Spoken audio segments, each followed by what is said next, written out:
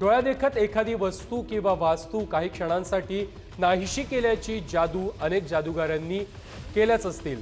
अनेकदा असं आपण ऐकलेलं देखील आहे, पाहिलेलं देखील आहे। एखाद्याच्या डोळ्यादेखत त्याचेच दागिने, मौल्यवान वस्तू कायमची नाहीशी केल्याच्या घटनाही अनेकदा घडलेल्या आहेत। तशीच घटना पंजाबच्या मोगामध्ये घडलेली आहे। दिवसाढवळ्या एका महिलेला मोहिनी घालून म्हणजेच हिप्नोटाइज करून लुटण्याची घटना घडलेली आहे। महिलेचे लाखोंचे दागिने इतक्या बेमालूमपणे हातचलाकी करून लुटून ठकसेन पसार देखील झालेले आहेत की काही क्षणामध्ये त्या महिलेला भान नसल्यामुळे तिचे दागिने गेल्याचं तिला कळलंच नाही।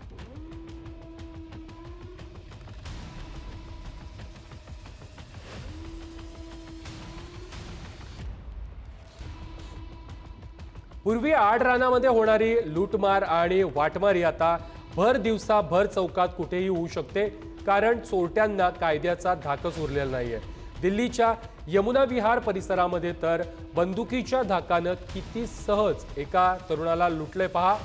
एका बाईकवरून दोघे आले, त्यांनी काही काळाच्या आत जवळच्या बंदुकी काढल्या, त्या तरुणावरती रोखल्या आणि त्याच्याकडचं मौल्यवान वस्तू आणि पैसे हिसकावले।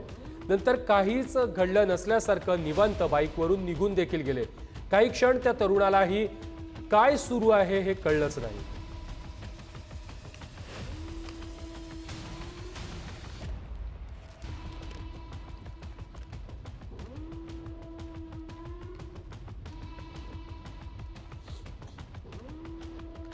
माणसांना जसं जंगलात फिरायला आवडतं तसं प्राण्यांनाही जंगलाबाहेर पडायला आवडत असावं। त्यामुळेच कित्येक वेळा प्राणी जंगलाबाहेरच्या जगात शिकार करण्यासाठी येतात। पण माणसाच्या वस्तीमध्ये आलेला पाहुणा प्राणी जर बिबट्या असेल तर नाशिकच्या देवळाली कॅम्प परिसरामध्ये असेच 2 बिबटे फेरफटका मारताना दिसलेले आहेत। जणू काही जेवण झाल्यावर शतपावली करण्यासाठीच ते आलेले आहेत। दोघेही निवांत फिरतायत। बिबट्यांना जरी मानवी वस्ती आवडली असली तरी परिसरामध्ये राहणाऱ्या माणसांना मात्र त्यांचे पाहुणे काही आवडलेले नाहीयेत। बिबट्यांना पाहून परिसरामध्ये भीतीचं वातावरण पसरलेलं आहे।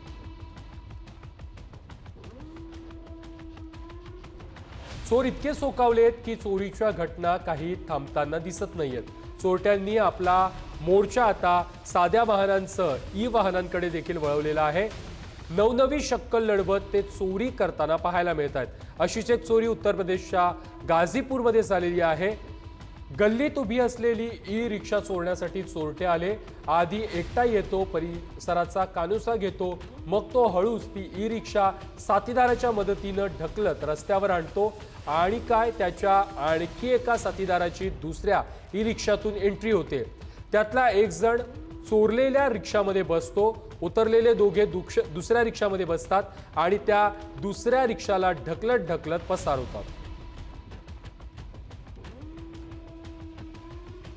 मंडळी, आजकाल महिलांसोबत घराबाहेर अनेक वाईट गोष्टी घडत असल्याचं आपल्याला कानावरती येत असतं। मात्र हा व्हिडिओ पाहून महिला आपल्या घरातही सुरक्षित नाहीत का असा प्रश्न पडतोय। मंडळी, ही दृश्य पाहून तुमच्याही तोंडून बापरे निघाल्याशिवाय राहणार नाही। ही घटना आहे राजस्थानच्या कोटुपुतली मधल्या पावटा गावातील। ही युवती तिच्या घरी असते तेव्हा गाडीतून हे 3 तरुण येतात आणि थेट तिच्या घरामध्ये घुसतात।